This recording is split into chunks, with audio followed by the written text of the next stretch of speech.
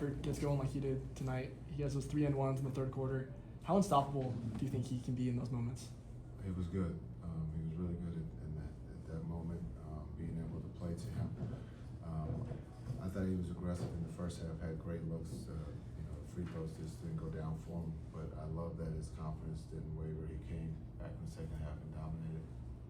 So what did you see from your team in general in the third quarter that allowed you guys to create all that separation? Yeah, a lot of growth mentally and physically. I think understanding where we are in the season and what this part of the schedule means, and so to come out and take control of that third with a 40-point quarter let me know that they were paying attention and ready to continue to keep playing Mavs basketball, and they played at a very high level there in that third quarter.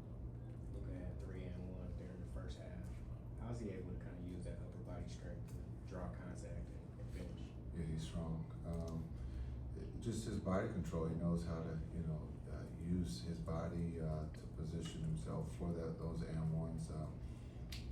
Just understanding he knows the space that he has to get to, and he does it at a very high level. So if it's not the and-one, he's going to the free throw line to get free throws. And I think for him being out, getting to that free throw line was important just to get his rhythm. And so happy to have him back as we go through this stretch. Jason, way back in training camp and preseason, you and several players noted that you wanted to get off to a better start this season, and you're through the pre-Christmas part of the schedule. How do you feel about where you've positioned yourself in terms of maybe making it a little easier on yourself down the road? Yeah, I think we always want to try to win all the games.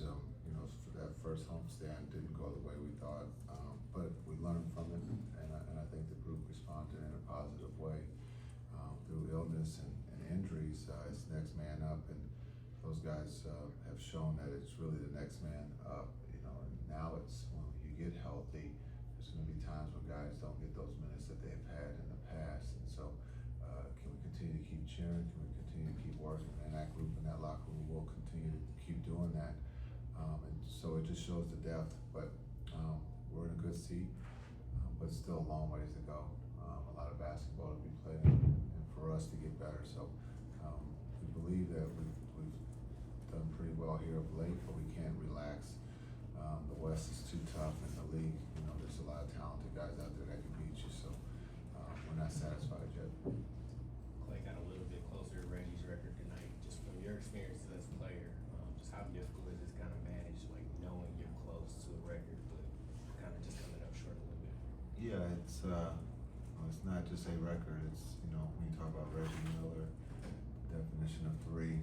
Steph and Harden passed them, and those two are active. And I don't know if Clay can catch those two, but to catch Reggie, and so I think he's 3 away from that. So we believe that he'll get the attempts in the next game, but he has to put them in the basket. But he's shooting the ball extremely well, so we believe that he can get that done in the next game. Tonight's starting five, Kansas game, something like plus 20 points per 100 possessions. How are those five guys, gelling and just playing together at this point in the season? Yeah, I think with the illness and injuries, it's just we need more sample size. We need more minutes, and doesn't mean we're always going to be successful or win. We want to be able to get tested to see if things don't go well, or certain defenses are giving us problems with that starting group.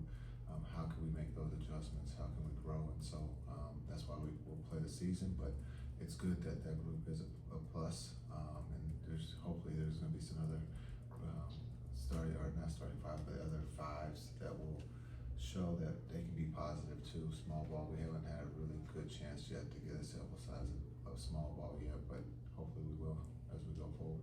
I believe this will be the 5th consecutive Christmas Day game for the Mavericks. I think there was 3 prior to this stretch. Just how significant is it for an organization to continually be picked as one of those teams? Yeah, I think it shows what the league thinks of the team. It's an honor to be able to play on Christmas. We've all grown or all watched Christmas games when you're younger or when you're younger, and so I big thing is just enjoying, having that opportunity. It's a lot of basketball on Christmas, and now we have football too.